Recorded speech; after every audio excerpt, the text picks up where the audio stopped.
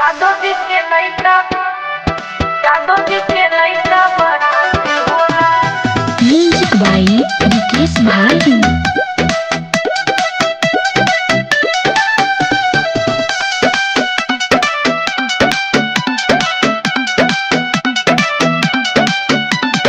तोहरो से नीक बाटे मोरे यार, कमर में पिस्टल रखेला हथियार, कमर में पिस्टल रखेला हथियार। तोहरो से नीक बाटे मोरे यार, कमर में पिस्टल रखेला हथियार।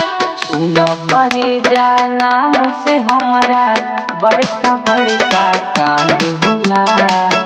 असही ना लइकिन के डिमांड होला, हई जादो जी के लइका ब्रांड होला।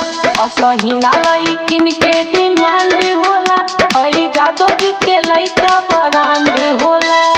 जादो जी के लइका जादो जी के लइका ब्रांड होला।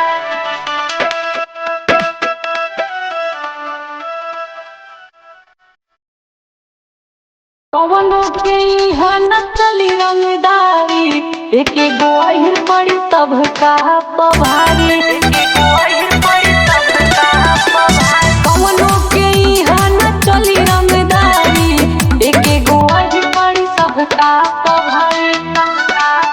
और पुलिस दरोगा के पॉकेट में रखी कबो नारी मांग होला।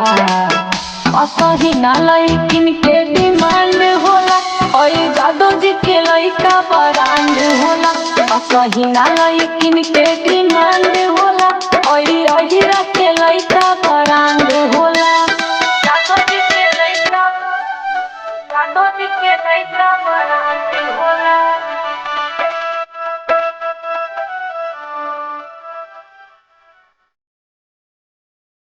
सौरपालेश्वर से लेवे जे टक्कर, ओकर बिगाड़ जाला बाबू होया कर, ओकर बिगाड़ जाला बाबू होया कर। सौरभ मंसूरी से लेवे जे टक्कर, ओकर बिगाड़ जाला बाबू होया कर, बाबू होया कर। अनुराग के नाम से कापे जमाना, थाना पॉइंट के कमांड होला।